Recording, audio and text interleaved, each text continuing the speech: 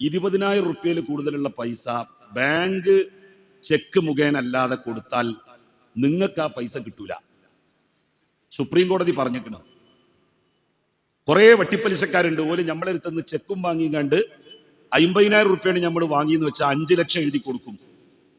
Supreme കോടതി എന്താ പറഞ്ഞിട്ടുള്ളത് എന്നറിയങ്ങള്? 20,000-ൽ കൂടുതൽ ഒരു പൈസ നിങ്ങൾ കൊടുക്കുകയാണെന്നുണ്ടെങ്കിൽ ബാങ്ക് മുഖേന കൊടുക്കാൻ പാടൂ. അതേ ലീഗലാവൂ. ഞാൻ ഇന്ന ആൾക്ക് പൈസ കൊടുത്തത് നമ്മൾ തൊള്ളോണ്ട് പറഞ്ഞാൽ പറ്റൂല.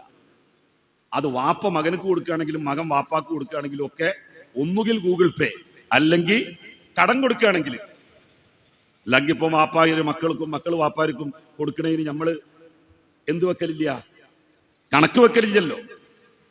കടായിട്ട് ചോദിക്കുകയാണെന്നുണ്ടെങ്കിലാണ് ഞാൻ പറയുന്നത്. സുപ്രീം കോടതിയുടെ പുതിയ ഉത്തരവാ വന്നിരിക്കുന്നത്. ഇതിപ്പോ ലീഗ് നേതാക്കന്മാർക്ക് വലിയ അനുഗ്രഹമാണ്. ഈ തട്ടിപ്പന്മാരൊന്നും പൈസ വാങ്ങിയിട്ടുള്ളത് ബാങ്ക് ത്രൂ അല്ല. അപ്പം പറയാണ്, ഞാൻ വാങ്ങിയിട്ടില്ല. കാരണം കോടതി ഇങ്ങനെ പറഞ്ഞിട്ടുണ്ടല്ലോ, 20,000-ൽ കൂടുതൽ പണം ബാങ്ക് മുഖേന കൊടുക്കാൻ പാടുള്ളൂ. പിന്നെ ബനെ പറഞ്ഞ് പേടിപ്പിക്കുക. എനിക്ക് 1 കോടി രൂപ തന്നെന്ന് പറഞ്ഞ എൻഫോഴ്സ്മെന്റ് എൻ്റെ അടുത്തേക്ക് വരും. ഈ 1 കോടി അനക്കെങ്ങനെ ഉണ്ടായത് എന്ന് ചോദിച്ചിട്ട്, അതിന് ടാക്സ് കൊടുത്തിക്കണോ? അപ്പൊ ഇജ്ജും കെടുക്കേണ്ടി വരും ജയിലില്. ഈ സാധുവിന് പിന്നെ ഹലാക്കാകാൻ വേറെ എവിടെയെങ്കിലും പോണം.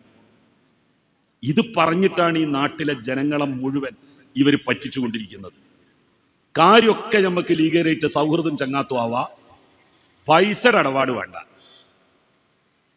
ഓലടുത്ത് പൈസ പെട്ടാല് പള്ളിക്കാട്ടിക്ക് സലാം ചെല്ലിയമാതിരി മടക്കല്ല ഉണ്ടാവില്ല.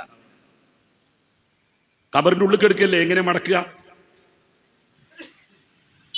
അപ്പൊ അതുകൊണ്ട് സാമ്പത്തിക ഇടപാട് വേണ്ട.